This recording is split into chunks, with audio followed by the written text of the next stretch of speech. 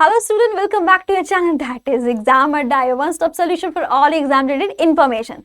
तो अभी मार्केट में क्या चल रहा है या नीट काउंसलिंग। यस ये स्टूडेंट नीट 2022 का रिजल्ट आ चुका है और अगला प्रोसेस है काउंसलिंग का। जो अगला पड़ाव है काउंसलिंग का बहुत ही बड़ा होने वाला है क्योंकि यही डिसाइड करेगा कि आपका कॉलेज कौन सा होगा। तो डियर स्टूडेंट, प्रोसेस जो हम लोग डिस्कस कर चुके हैं, क्या स्टेप बाय स्टेप रजिस्ट्रेशन करना है, फी सबमिट करना है, चॉइस करना है अपना कॉलेज और उसे लॉक करना है और फिर रिजल्ट का वेट करना है।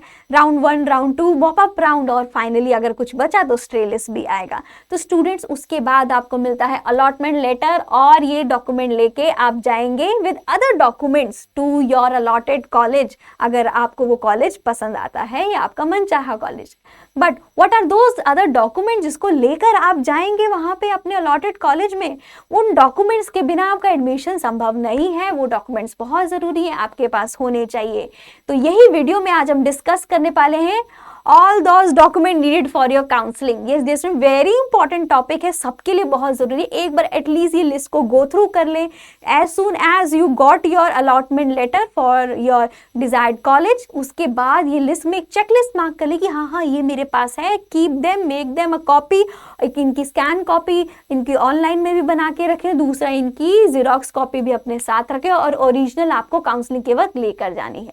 तो dear student, what are those documents? Let's talk about.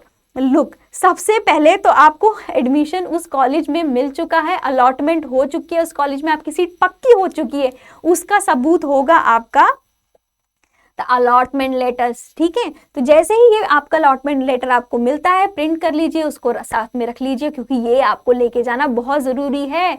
यही वो मेन की है जो बताएगा कि हाँ आपको कॉलेज इस कॉलेज में आपको सीट मिल चुकी है, किसी और कॉलेज में आप नहीं जा सकते। जिस कॉलेज का मिला है आपको उसी कॉलेज में जाना है।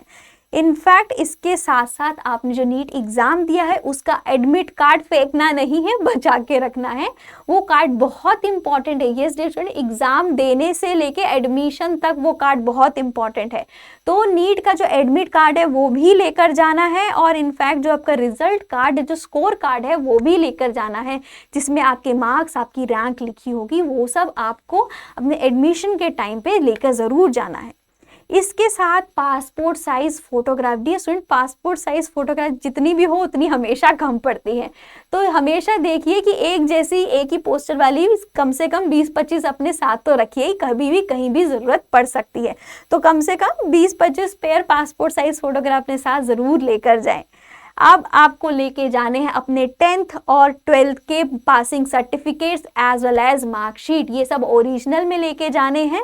ठीक है, ये सारे मार्क्स आपके देखे जाएंगे कि आपने बेसिक क्वालिफिकेशंस पास की थी कि नहीं, कोई फ्रॉड तो नहीं है। ठीक है, तो ये सारा एज अ प्रूफ उनको देना होता है। और मेडिकल सर्टिफिकेट, आप मेडिकली फिट हैं कि नहीं टू बी अ डॉक्टर, वो भी देना होता है। आप मेडिकल सर्टिफिकेट आप किसी भी नियर बाय गवर्नमेंट हॉस्पिटल से ले सकते हैं या फिर आप जिस मेडिकल कॉलेज में जा रहे हैं वो भी तो मेडिकल कॉलेज एक हॉस्पिटल ही होगा, वहां से भी बनवा सकते हैं।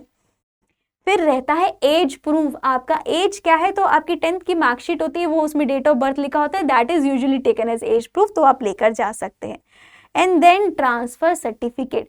राइट, आपने स्कूल पास कर लिया है, कोई कंपार्टमेंट नहीं है, इट्स ऑल डन। अब आप नेक्स्ट इंस्टीट्यूशन, एजुकेशनल इंस्टीट्यूट में जाने के लिए रेडी हैं, तो आपको एक ट्रांसफर सर्टिफिकेट चाहिए होता है। तो टीसी फ्रॉम योर स्कूल, और अगर आपने कुछ कोर्स बीएससी या कोई भी डिप्लोमा ज्वाइन कर लिया था तो वहाँ का भी ट्रांसफर सर्टिफिकेट होना चाहिए। बिकॉज अब एक टाइम 2 एजुकेशनल इंस्टीट्यूट में कैसे पढ़ पाएंगे, क्योंकि ये रेगुलर कोर्सेज है ना। आप जो मेडिकल कोर्सेज कर रहे हैं, these are regular undergraduate courses, correspondence में होता है, आप एक साथ 2 कोर्सेज चला पाते हैं। बट जब आप रेगुलर कोर्सेज में चलाते हैं तो it is expected from you कि आप पूरा डेडिकेशन उस ही इंस्टीट्यूट में लगाएं, उसकी पढ़ाई में लगाएं। तो इसीलिए आपको पिछले इंस्टीट्यूट से एक ट्रांसफर सर्टिफिकेट की जरूरत होती है। Then your category certificates are really important. अगर आप कोई बेनिफिट के लिए वहाँ लेना चाहते हैं, स्कॉलरशिप लेना चाहते हैं, कोई रिजर्वेशन लेना चाहते हैं, तो उसके लिए आपको वो कैटेगरी सर्टिफिकेट प्रूव करना होगा। दैट मीन्स अगर आप कास्ट का कोई बेनिफिट लेना चाहते हैं, ST SC OBC, तो आपको कास्ट सर्टिफिकेट वहाँ पे प्रोवाइड कराना होगा। और अगर आप कोई इकोनॉमिक वीकर सेक्शन का उसमें कुछ बेनिफिट लेना चाहते हैं तो उसका भी आपको प्रूफ देना होगा। और अगर आप person with physical physical disability के साथ हैं तो आपको उसका भी सर्टिफिकेट देके उसका जो रिजर्वेशन बेनिफिट स्कॉलरशिप है उसके लिए भी अप्लाई कर सकते हैं। और अगर आप अगर आप 85% अगर सीट स्टेट डोमिसाइल की तरफ से लेना चाहते हैं, स्पेशली अगर आप ड्यू के कॉलेज में लेना चाहते हैं और आप दिल्ली हाइट ही हैं, तो आपको वो दिल्ली का होने का सर्टिफिकेट 85% सीट्स के लिए देना होगा, राइट। तो आपको डोमिसाइल भी देना पड़ेगा। और अगर आप किसी स्टेट अथॉरिटी में एज अ स्टेट कोटा में जा रहे हैं तो आप उस स्टेट से कैसे बिलोंग करते हैं उनको कैसे पता होगा, तो अपना डोमिसाइल का प्रूफ भी वहां आपको सबमिट करना होगा। एक रह गया आपका इनकम सर्टिफिकेट। इनकम सर्टिफिकेट भी आपके वो जो स्कॉलरशिप्स रहते हैं EWS सर्टिफिकेट्स के लिए भी चाहिए होता है, वहां पे काम आता है कि यस आप BPL कैटेगरी से हैं या अदर वीकर सेक्शन में से हैं, तो इसीलिए आपको ये बेनिफिट या स्कॉलरशिप मिलने का आपको हक है, तो ये प्रूफ वहां पे रहता है। और अगर आप जनरल कैटेगरी से हैं तो आपको इसकी जरूरत नहीं रहती। इनफैक्ट OBC नॉन क्रिमिलियर्स को भी इनकम सर्टिफिकेट की जरूरत पड़ती है if they wish to take the benefits. और फाइनली ID प्रूफ होना भी बहुत ज़रूरी है कि आप वही बंदे हैं जिसने वो नीट का एग्जाम करके इतना अच्छा स्कोर पार किया और अब हमारे कॉलेज में आ रहे हैं, तो प्रूफ आपको ID प्रूफ भी ज़रूर देना होगा। आप Aadhaar card, PAN card, voter ID जो गवर्नमेंट ऑफ इंडिया से इशूड वो ID कार्ड है आप वहाँ ले जाके सबमिट कर सकते हैं। तो प्लीज़ मेक श्योर स्टूडेंट जाने से पहले ये सारी चेकलिस्ट जो है आपके डॉक्यूमेंट्स की ज़रूर मार्क कर लें, बहुत ज़रूरी है। अलॉटमेंट लेटर तो आपको होना ही चाहिए, बट ये डॉक्यूमेंट्स भी आपको वहाँ प्रोड्यूस करने पड़ेंगे जब आप एडमिशन के लिए जाते हैं अपने अलॉटेड ड्रीम कॉलेज में। इसके अलावा हम आपको यही एडवाइस करेंगे कि एक स्टेशनरी अपनी अलग से साथ में लेकर चले, उसमें स्टेपलर हो, ग्लू हो, क्लिप हो, अपना पेन हो, इरेजर हो, ये करेक्शन पेन हो, क्योंकि मिस्टेक्स हो सकती हैं। ये जो डॉक्यूमेंट जो सारी चीज़ें हैं वहाँ पे बहुत बड़ा आपका लाइफ का बहुत बड़ा इवेंट होने वाला है, तो कहीं से भी मिस्टेक का कोई चांस ना रहे। और एक जीरोक्स कॉपी भी इन डॉक्यूमेंट्स की उसी सीक्वेंस में रखिए जिस सीक्वेंस में आपने ओरिजिनल रखे हैं, और इनफैक्ट आप ऑनलाइन भी इनको स्कैन करके अपने कंप्यूटर पे रख सकते हैं फॉर फ्यूचर यूज़। तो ये सारी कुछ समझदारी वाली बातें अदर देन दीज एसेंशियल हम चाहेंगे आप याद रखें।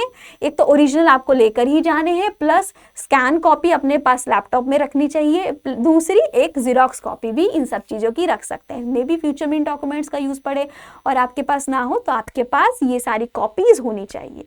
ओके डियर स्टूडेंट, इसके अलावा कोई और इन्फॉर्मेशन, कोई और क्वेरी हो तो प्लीज़ कमेंट सेक्शन में लिख के बताइए। कोई और डॉक्यूमेंट आपको लगता है कि हाँ शायद ये भी ज़रूरी है और मैम ने नहीं बताया, तो प्लीज़ कमेंट सेक्शन में लिख के बता सकते हैं, हम उसको क्लैरिफाई ज़रूर करेंगे। तो टिल देन हम मिलते हैं अलग वीडियो पे अलग टॉपिक के साथ on examiner channel. Stay tuned.